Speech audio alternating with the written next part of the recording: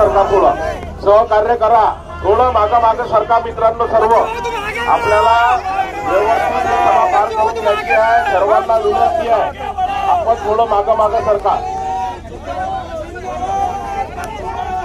थोडं मागवा. इकडे धक्का लागता कामा नये. बच्चूभाऊंना विनंती करतो की त्यांनी आपल्याला मार्गदर्शन करावं.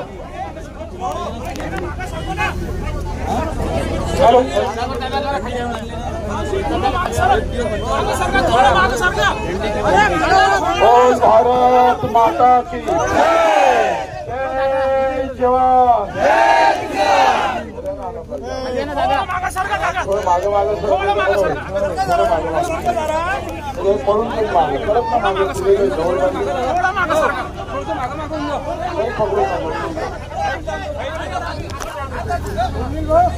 आतापर्यंत आमचा प्रवास 40 किलोमीटर झाला आहे.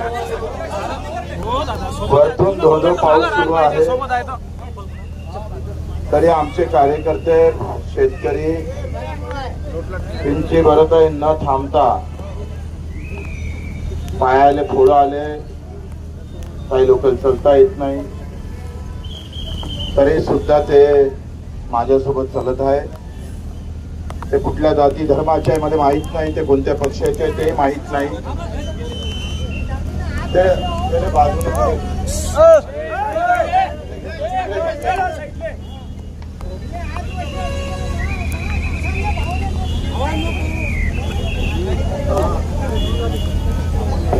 आणि कुठल्याही पक्षाचा भेदभाव न करता सगळेजण एवढ्या ताकदीनं एकत्र झाला. आज पाऊस असला तरी तुम्ही इथं ज्या संख्येने उपस्थित झाले आणि ते बगैर पैशाचे झाले, स्वतःच्या गाडीनं आलात, त्याबद्दल तुमचे आभार, धन्यवाद. सगळ्यांचे आभार मानतो. मित्र, ही लढाई काही जातीपाती धर्माची नाहीये. हे सगळ्या जातीचे लूट होते. जो शेतकरी कुठल्याही जातीचा असू दे, कुठल्याही धर्माचा असू दे, आमचा मजूर असू दे, या शहरात असणारा लोटगाडीवाला असू दे, लहान दुकानदार असू दे, चहा टपरीवाला असू दे, सरकारची पहिली कुऱ्हाड जर कोणावर चालन तर ते गरिबावरच चालतं. श्रीमंतावर चालण्याची यांची ताकद नाही, म्हणून आम्ही चालतोय. इथं मरणारा पहिले आम्हीच गरीबच आहे आणि त्याला लुटणार आहे तोही गरीबच आहे. कोणाची लूट होतं या देशामध्ये? अदानी अंबानीची लूट होत. आता त्या शालेय पोषण आहाराच्या आम्हाला भगिनी भेटल्या. शाला जो ठेका आहे शालेय पोषण आहाराचा, तो वर्षाला किमान 15 ते 20 कोटीच्या वर ते कमावतं. आणि आमच्या शालेय पोषण आहारवाल्यांना जे काही खिचडी खाऊ घालतं, तिले पगारच नाही 8 महिन्याचा.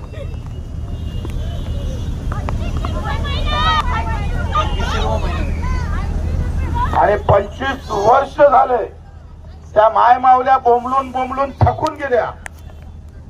आणि न मागता शक्तीपीठ आहे, कुणाच्या बापानं मागितलं नाही.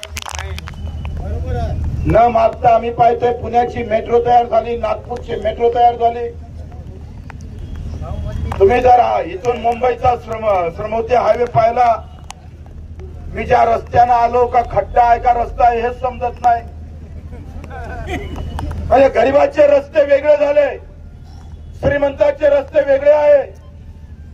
श्रमोदीनं जाण तर 2000 रुपये लागतं टोल टॅक्स. गरीबाच्या या बगल टोल टॅक्स जाण तर म्हणजे रस्त्यामध्ये तुम्ही विभागणी करून टाकली. तिथं श्रीमंताच्या उद्योगपत्यांच्या गाड्या जाते, ते रस्ते आम्ही पाहतोय असं वाटतं का इथंच थोपून राहू. आणि तुम्ही जर शेतातला पाणून रस्ता जर पाहिला तर बंडी डोक्यावरून घेऊन जाव का खालून घेऊन जाव समजतच नाही.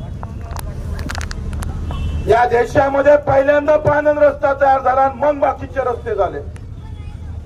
पण जिथं जिथं शेतकरी मजुराचा संबंध आहे, तिथे तिथे आमची लूट आहे मित्र हो. आणि बच्चू कडू अशा लोकांसाठी धावतोय. कोणी जाती धर्मासाठी चालत असतात, पण हा बच्चू कडू शेतकरी मजुरासाठी चालत आहे. रात्रंदिवस करत आहोत. मागच्या 7 दिवस आम्ही अन्नत्याग आंदोलन केलं. 7 दिवस फक्त पाण्यावर होतो. आज आमचा 3रा दिवस आहे पायी चालण्याचा. मन करत नाही समोरचं पाऊल टाकायला. थकून जातो ना. आपली माणूस आम्ही काही जनावर थोडे. इथून वरचा अजून 4 किलोमीटर आम्ही 10 डाव विचारतो किती दूर आहे रे, किती दूर आहे रे.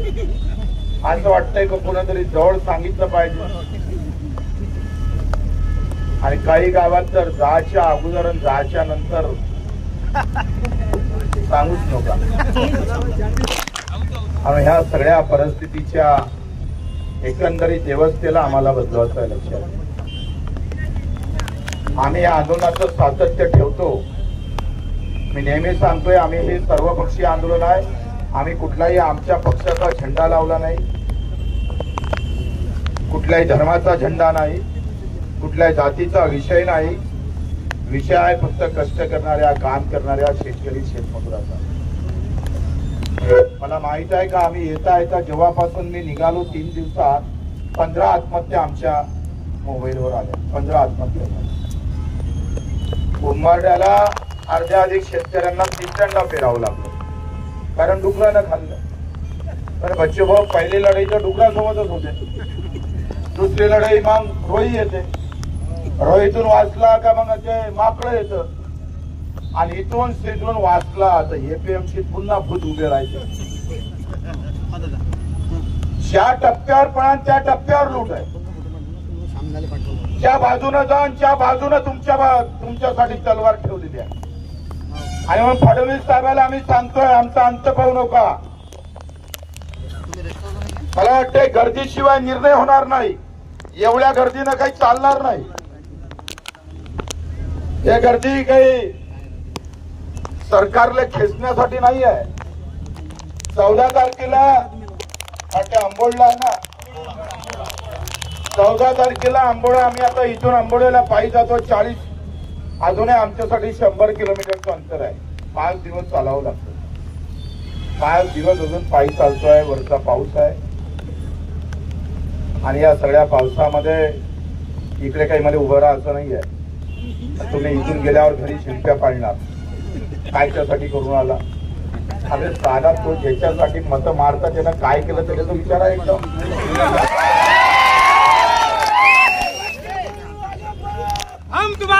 आम्हाला नाव बोलून ठेवण्यापेक्षा तुमची काय अवस्था आहे. आता अजून 5 किलोमीटर पायी जात आहे. तुम्ही नौका पायी येऊ पण किमान जेवढे मित्र असतात नातेवाईक असतात त्यांनी प्रत्येकाने एक गाडी जरी भरून आणली आणि आंबोड्याची 14 तारखेची सभा जर मोठी झाली मी सांगतोय आम्हाला चालत जायची गरज पडणार नाही. फडणवीस इथं चालत आल्याशिवाय राहणार नाही.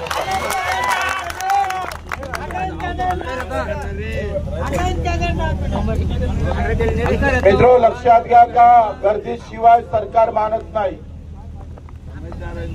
आणि तुमचं असं आहे जाती धर्माशिवाय तुम्ही भडकत नाही. तुमचा बांधा तो आहे रहमान किडा आहे.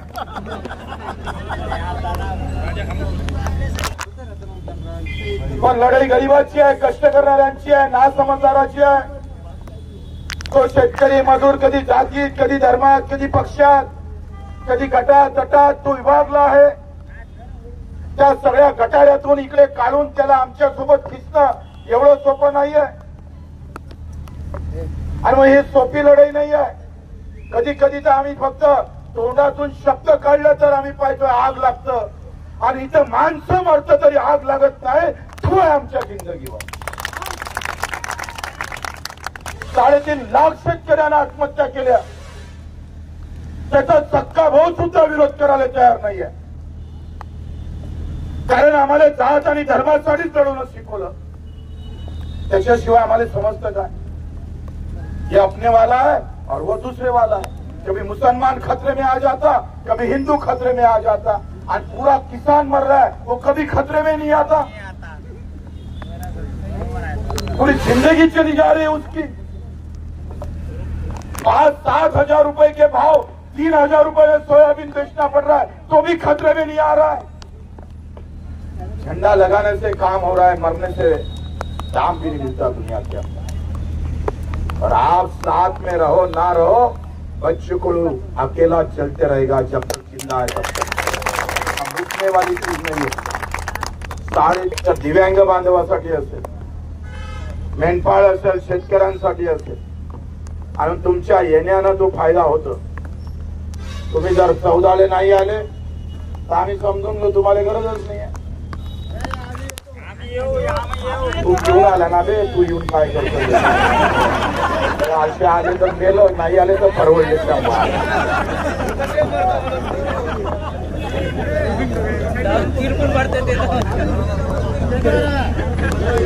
सगळ्याची तयारी आहे 14 तारखेला। एवढे जाण काय एकानं 10 जरी आणले तर लाखाची गर्दी झाल्याशिवाय राहत नाही।